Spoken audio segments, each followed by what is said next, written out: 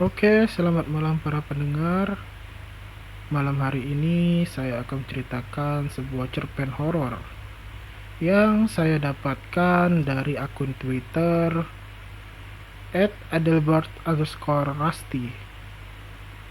Cerita ini yaitu pengalaman pribadinya si penulis yang diceritakan oleh neneknya. Maksudnya itu pengalaman dari neneknya yang diceritakan langsung kepada si penulis konten ini.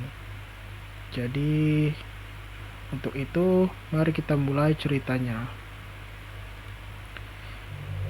Kisah ini diturunkan oleh seorang wanita parubaya yang bernama sebut saja Siska. Jadi namanya disamarkan menjadi Siska ya. Beliau akan berbagi sedikit cerita tentang kenangan masa lalu neneknya yang diingatnya sewaktu kecil dulu.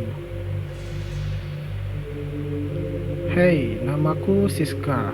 Umurku hampir 60 saat ini.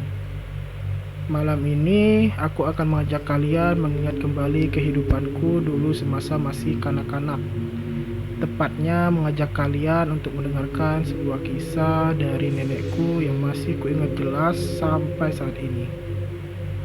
Di kampung kami dulu, nenek boleh dibilang orang terkaya.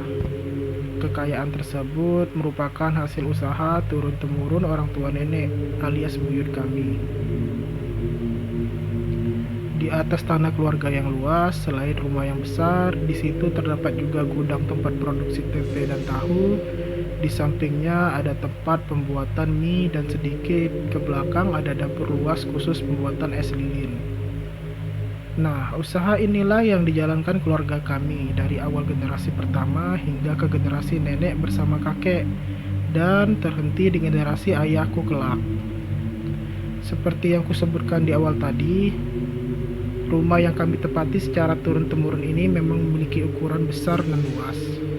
Lantainya saat itu memang masih memakai papan kayu, dan kamar mandinya juga sederhana. Hampir semua anak-anak nenek tinggal di rumah tersebut, karena memang nenek tipe orang penyayang anak, penyayang juga ke menantunya, termasuk juga ke kedua orang tuaku. Sifat nenek sangat ramah dan murah hati. Pekerjanya sebagian besar adalah keluarga besar dan tetangga sekitar. Mereka ini yang sering meramaikan rumah itu, selain aku dan sepupu-sepupu yang masih kecil kala itu. Ketika menjelang sore, biasanya kami akan berkumpul di rumah. Selain aku dan sepupu-sepupu, anak-anak tetangga sekitar juga senang mengumpul di situ. Karena nenek juga baik sih. Beliau gemar membagikan makanan ke anak-anak tersebut, yang tentu saja mereka sangat suka. Di kala itu memang belum masuk TV ke desa kami, dan hiburan di kala sore ya itu tadi, main segala permainan kayak lari-larian ataupun petak umpet.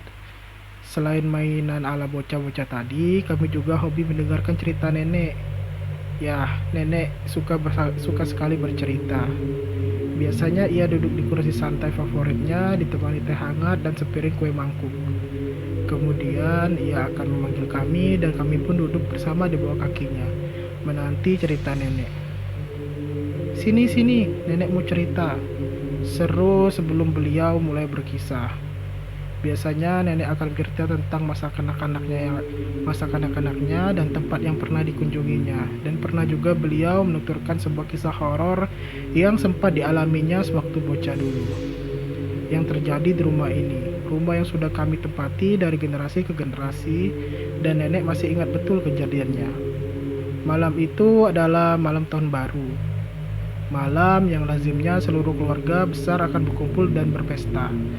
Rumah itu ramai dengan sanak famili maupun tetangga sekitar.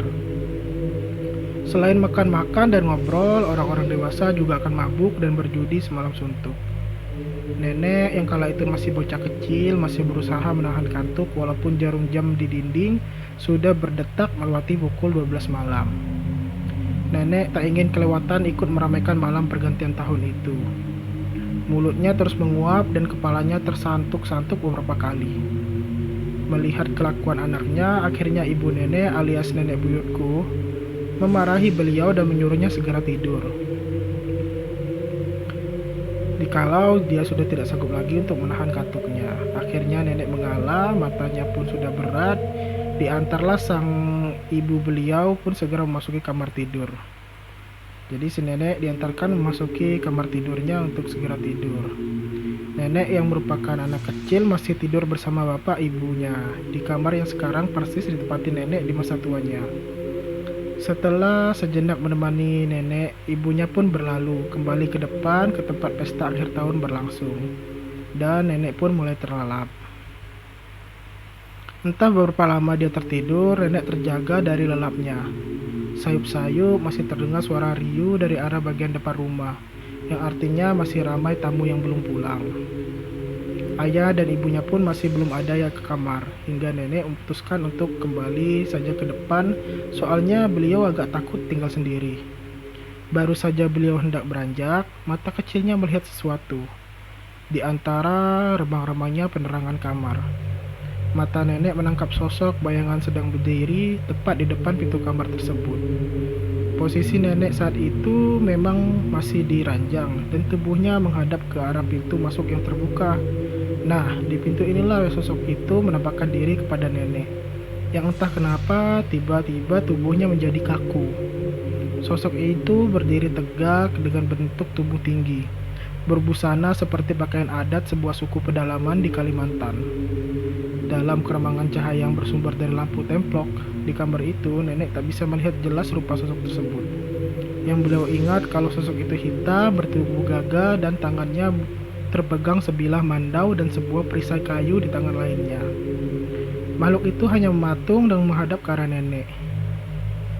Nenek yang mulai sadar kalau yang di depannya itu bukanlah manusia, beliau menangis dalam diam, mau berteriak tapi susah tercekat, bergerak tapi seakan badannya terkunci, dan seperti dipaksa untuk tetap menatap sosok ini. Waktu terasa berjalan lama sekali. Sosok gelap itu sedikit demi sedikit mulai memudar dari pandangan nenek. Diiringi rasa kantuk yang hebat menyerang dan nenek pun terlelap pulas bersamaan perginya makhluk tersebut. Esoknya nenek tentu cerita dong ke orang tuanya perihal kejadian semalam.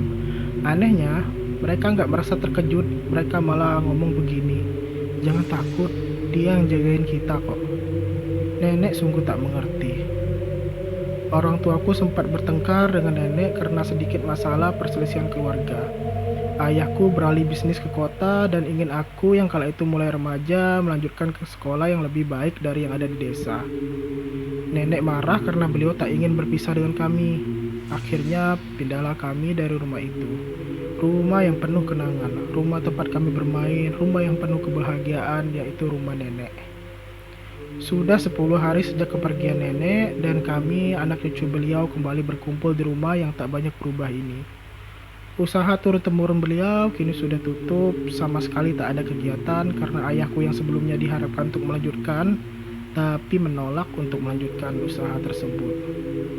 Rumah yang dulunya ramai dan penuh kebahagiaan kini sepi tanpa canda tawa dan suram. Rencananya besok kami akan kembali ke kota setelah peringatan 10 hari kepergian nenek. Hanya tinggal seorang pamanku yang kebetulan masih membujang untuk menghuni rumah ini. Malam ini rumah sepi terasa menggigit. Sebagian besar famili sudah pergi sore tadi, sedangkan kami asal kotanya paling jauh masih harus menunggu esok hari untuk pulang.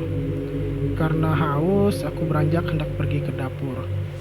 Letak dapur membuatku harus melewati ruang tengah, ruang yang dulunya tempat nenek duduk bersantai di kursi favoritnya. Di meja dekatnya terpajang foto nenek dan beberapa lilin merah sekaligus 3 tangkai hio yang hampir habis. Nah, hiyo ini kalau di sebagai besar di daerah saya Bangka Belitung, hiyo ini namanya kita sering nyebutnya garu merah yang kecil itu. Untuk Cina biasanya sembahyang.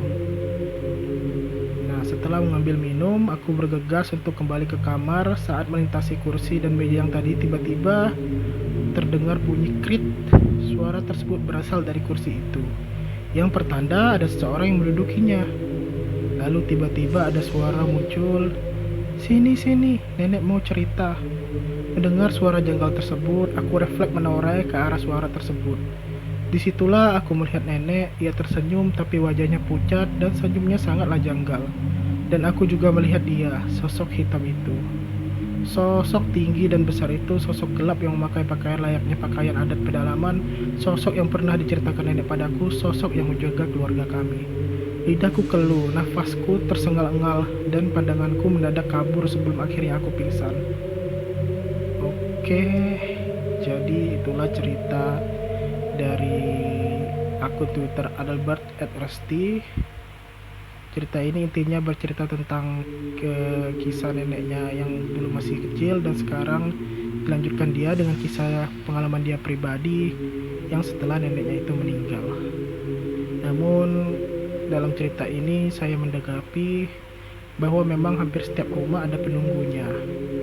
Namun kadang ada penunggu yang agak rese sama penghuni, dan juga ada penunggu yang memang dia menjaga memang keluarga tersebut.